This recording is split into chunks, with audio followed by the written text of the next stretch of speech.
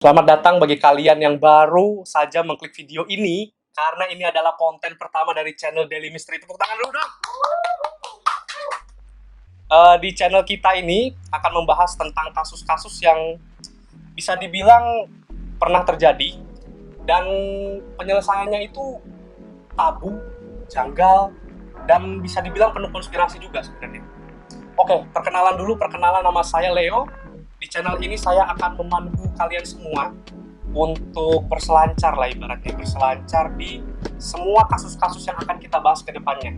Tetapi konten pertama yang akan kita bahas hari ini adalah seorang yang bisa dibilang sangat-sangat spesial, karena spesial juga konten pertama dari channel Daily Mystery ini. Beliau adalah seorang ratu, beliau adalah istri dari seorang pangeran di negara Eropa, di negara Inggris lebih tepatnya. Beliau adalah Lady Diana Frances Spencer. Let's get into the video. Lady Diana,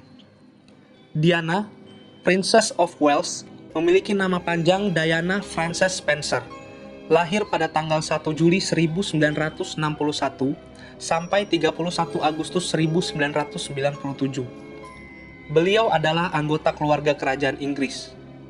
Beliau meninggal dunia akibat kecelakaan mobil dan dimakamkan pada 6 September 1997 di Westminster Abbey, sebuah gereja dengan arsitektur gotik di London.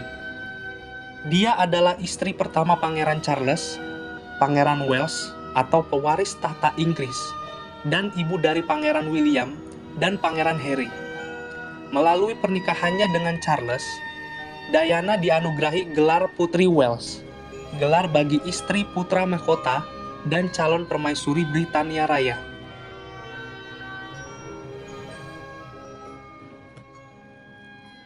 Diana lahir di keluarga Spencer, salah satu keluarga bangsawan Britania. Dari saat pertunangannya dengan Pangeran Wales pada tahun 1991 hingga kematiannya dalam kecelakaan mobil pada tahun 1997. Diana dapat dikatakan sebagai wanita paling terkenal di dunia. Dia dipandang sebagai lambang fashion yang memiliki kecantikan feminim yang ideal. Diana juga memiliki keterlibatan dalam isu-isu AIDS dan kampanye internasional menentang penggunaan ranjau darat. Selama hidupnya, ia sering disebut sebagai orang yang paling banyak difoto di dunia. Bagi pengagumnya, Diana adalah seorang panutan dan teladan. Sementara, pihak pengkritik melihat hidupnya sebagai peringatan mengenai obsesi besar dengan publikasi pada akhirnya dapat menghancurkan seseorang. Memiliki karisma yang membuat publik kagum akan sosok Putri Diana. Berikut ini alasan mengapa kisah hidup beliau ini menarik untuk diikuti sampai ajal menjemput beliau. Ramah terhadap rakyat. Ibu dari Pangeran William dan Harry ini sangat ramah kepada siapapun, tidak terkecuali masyarakat. Karena sikapnya ini, Diana berhasil mengubah perspektif publik tentang kerajaan Inggris yang selama ini dipandang kaku. Aktivis sosial. Selain bisa dibilang sering berinteraksi dengan rakyat Inggris, Putri Diana juga aktif mengikuti kegiatan sosial. Dia sering ikut andil dalam menyuarakan isu HIV/AIDS dan kampanye internasional menentang penggunaan ranjau darat. Pada April 1987, Putri Diana mengunjungi pasien positif HIV di salah satu rumah sakit Inggris dan berjabat tangan dengannya. Hal ini membuat pandangan dunia berubah dan tidak memandang sebelah mata penyakit tersebut. Dalam pidatonya di konferensi anak-anak dan AIDS pada tahun 1991, Diana mendorong orang-orang untuk berjabat tangan dan berpelukan dengan mereka yang terkena HIV, menyampaikan bahwa itu bukanlah hal yang menularkan. So you can shake their hands and give them a hug. Heaven knows they need it. What's more, you can share their homes, their workplaces, their playgrounds, and their toys. Bahkan bersama kedua putranya, Putri Diana menjadi penyumbang tetap untuk salah satu pusat tunawisma di London pada tahun 1992. Kebaikan hati Putri Diana sukses menginspirasi banyak orang. Mendukung kegiatan seni. Selain aktif dalam kegiatan sosial, Putri Diana juga menyukai dunia seni, terutama tari. Putri Diana bahkan mendedikasikan waktunya ke salah satu lembaga non-kemanusiaan, English National Ballet, setelah perceraiannya dengan Pangeran Charles. Ia terlihat sering datang dan menyaksikan berbagai pertunjukan seni dengan membawa kedua putranya. Bahkan, Diana juga hadir dalam acara penggalangan dana dan sangat membantu keuangan lembaga. Sosok ibu yang baik. Meski sibuk menyandang gelar Putri Wales dan sering melakukan aksi sosial, Putri Diana tidak melupakan tugas dan tanggung jawabnya sebagai ibu bagi Pangeran William dan Harry. Ia mendobrak beberapa peraturan kerajaan, seperti menjadi orang tua kerajaan pertama yang menyusui dan menyekolahkan anaknya ke sekolah negeri.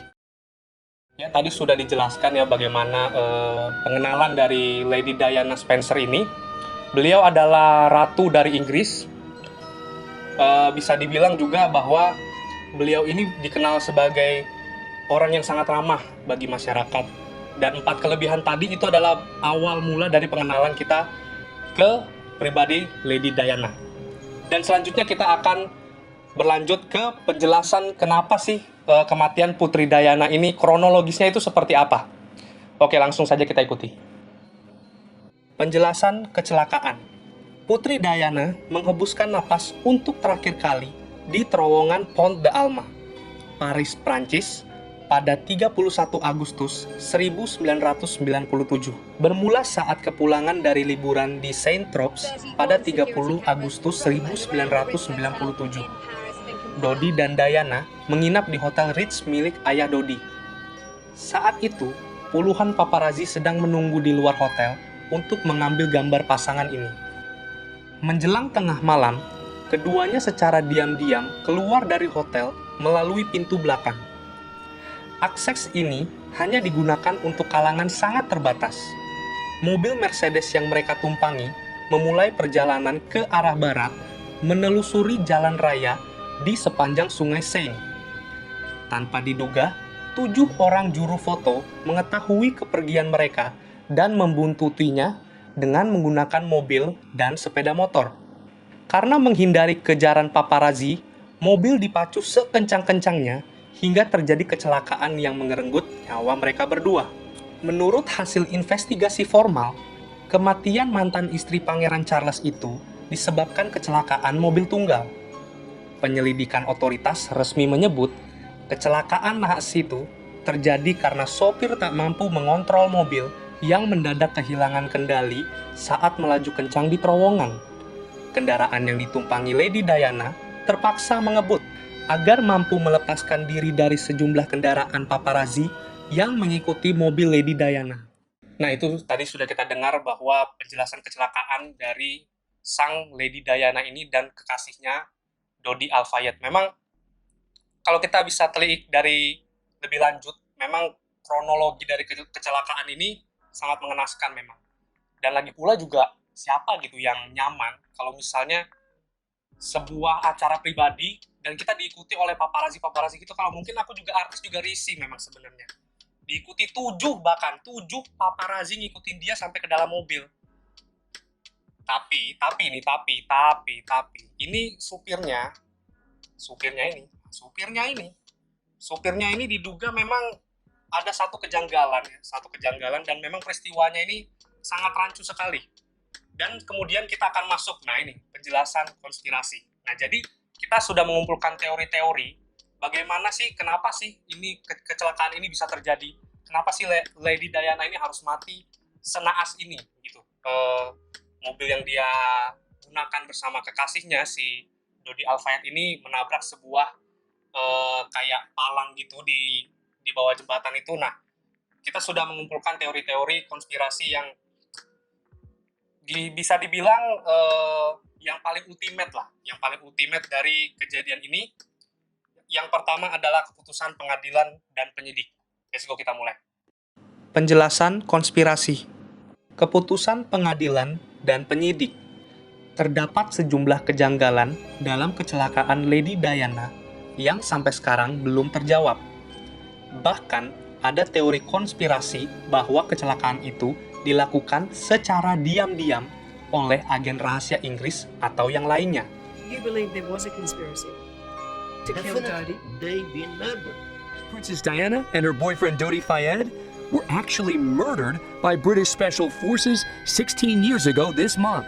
Whenever you bring in stories about special forces personnel, then immediately you've got the prospect of a red-hot story. Setelah kecelakaan tersebut, otoritas Prancis mengadakan investigasi kriminal dan memberikan pertanyaan kepada 7 fotografer. Karena pada awalnya, para paparazzi yang mengikuti mobil Lady Diana disalahkan atas kecelakaan ini. Namun, hakim di Prancis memutuskan membebaskan para fotografer ini dari segala kesalahan dan tuduhan. Meskipun banyak media menyalahkan perilaku paparazzi yang mengikuti mobil Lady Diana, namun hasil penyelidikan pengadilan Prancis pada tahun 1999 menyatakan bahwa kecelakaan itu disebabkan oleh Henry Paul yang kehilangan kendali atas mobilnya yang melaju dengan kecepatan tinggi. Saat jenazah Paul diperiksa, ditemukan bahwa saat mengemudi ia sedang berada di bawah pengaruh alkohol dan obat antidepresan. Karena penemuan ini hasil dari investigasi yang menyimpulkan bahwa para fotografer tidak berada di dekat mobil Mercedes yang membawa Lady Diana pada detik-detik kecelakaan terjadi, maka dipastikan bahwa fotografer yang sebelumnya ditangkap tidak mendapatkan tuntutan pidana. Kemudian menurut Encyclopedia Britannica pada 2006, penyelidikan Scotland Yard atas insiden tersebut juga menyimpulkan bahwa pengemudi bersalah. Akan tetapi, pada April tahun 2008, hakim pemeriksaan di Inggris memutuskan baik pengemudi maupun paparazzi sama-sama bersalah dalam insiden tersebut. Hubungan Lady Diana dan Dodi Al-Fayed. Dodi Al-Fayed bukanlah nama baru dalam dunia pesohor. Pria tampan kelahiran April 1955 yang merupakan putra pemilik toko Harrods and Hotel Ritz, Muhammad Al-Fayed. Dodi juga dikenal sebagai produser yang telah menghasilkan beberapa film bermutu seperti Chariots of Fire, The World According to Garp, FX, dan Hook. Namanya gencar-gencarnya disebut pada tahun 1997 itu disebabkan hubungannya dengan Lady Diana. Beberapa teori paling populer berangkat dari anggapan Lady Diana mengandung anak Dodi Fayed. Mereka bahkan dikabarkan akan segera bertunangan. Menurut isu yang berhembus, keluarga kerajaan Inggris tidak tahan mendengar kisah cinta Lady Diana dan Dodi. Menurut salah seorang kerabat, Lady Diana dan Dodi Al-Fayed sedang merencanakan pernikahan mereka. Malam itu, Dodi memberikan Diana sepasang cincin seharga $205.000 hanya beberapa jam sebelum kecelakaan terjadi. Tulis sebuah koran Inggris. Cincin mahal itu dirancang sendiri oleh Dodi Al-Fayed dan diserahkan pada Diana pada makan malam terakhir. Alberto Reposi, sang ahli permata, mengatakan Dodi datang padanya 10 hari sebelum peristiwa naas itu. Beliau berkata, ia minta saya membuat sebuah cincin dengan model yang tidak pernah ada sebelumnya. Reposi juga mengatakan, Dodi sangat mencintai Lady Diana. Ia ingin menghabiskan waktu bersamanya untuk selamanya. Memang kalau sudah namanya takdir ya, kalau mau sebenarnya Lady Diana dan Dodi Al-Fayed ini kekasihnya si Lady Diana setelah dia bercerai dengan Pangeran Charles merupakan yang bisa menurut pendapat saya ya, itu adalah pasangan yang serasi sebenarnya. Bayangkan bisa dibilang si Dodi memberikan Diana sepasang cincin seharga $205.000. Gila, ini $205.000 kalau dibikin biaya hidup bisa gila ini kayaknya orang, saking banyaknya duitnya. Dan juga apalagi mantan istri Pangeran Charles ini itu menikahi pria non-Kristen. Jadi rencananya Lady Diana dan juga Dodi Al-Fayed ini sudah berencana untuk menikah. Dan kabar burungnya juga bahwa si Lady Diana ini sudah mengandung anaknya si Dodi Al-Fayed ini. Nah, jadi ya struktur kerajaan aja yang mungkin nggak suka dengan jodoh atau asmara mereka ini berdua, Lady Diana dan juga si Dodi Al-Fayed ini. Surat dari Lady Diana sebelum meninggal. Surat ini diberikan Lady Diana pada pelayan pribadinya bernama Paul Burrell pada Oktober tahun 1993. Berikut adalah gambar dari surat tersebut yang jika diartikan, saya duduk di sini di meja saya hari ini di bulan Oktober, merindukan seseorang untuk memeluk saya dan mendorong untuk tetap kuat dan menegakkan kepala saya tinggi. Fase khusus dalam hidup saya adalah yang paling berbahaya. Suami saya sedang merencanakan kecelakaan di mobil saya, kegagalan rem, dan cedera kepala yang serius untuk membuat jalan jelas baginya untuk menikahi Tiggy. Kamilah hanyalah umpan, jadi kita semua digunakan oleh pria dalam setiap arti kata, tulis Diana dalam suratnya. Namun, surat tersebut juga memicu banyak kontroversi. Banyak yang percaya dengan isi surat itu, tapi ada juga yang menganggap surat tersebut adalah tiruan.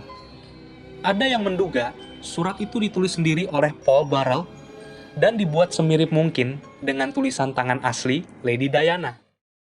Kalau kalian tadi sangat memperhatikan sekali kalimat-kalimat yang ditulis Lady Diana, surat Lady Diana untuk Paul ini, sebenarnya kalimatnya sangat-sangat menyakitkan sebenarnya. Dan juga ya siapa sangka aja gitu, si seorang wanita cantik sudah bersuami dan dia juga menduga gitu kalau misalnya si suaminya ini ingin membunuh dia. Dan juga surat-surat ini juga memicu banyak kontroversi juga. Kadang ya kita juga nggak tahu gitu kebenarannya, sampai sekarang pun juga masih diperdebatkan apakah surat ini asli ditulis langsung dari Lady Diana untuk si Paul ini. Juga banyak yang percaya kalau ini memang suratnya Lady Diana gitu. Dan juga ada yang menduga kalau misalnya si Paulnya ini juga yang menulis, jadi dia merekayasa gitu. Oh, seolah-olah surat ini adalah ditulis oleh Lady Diana gitu. Selamat datang di segmen spesial dari channel Daily Mystery, yaitu Leo Punya Opini. Tepuk tangan lagi dong.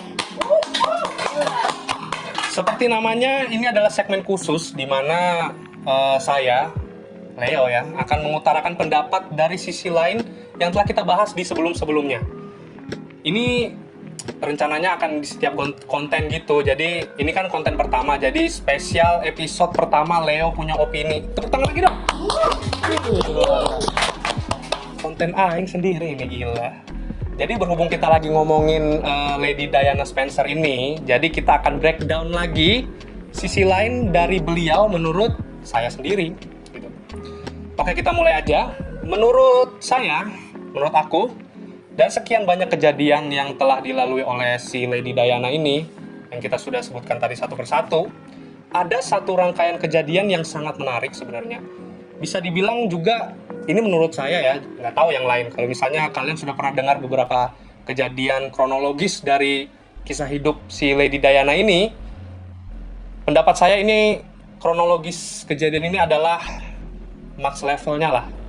Max levelnya dari, atau bisa dibilang puncak pemicu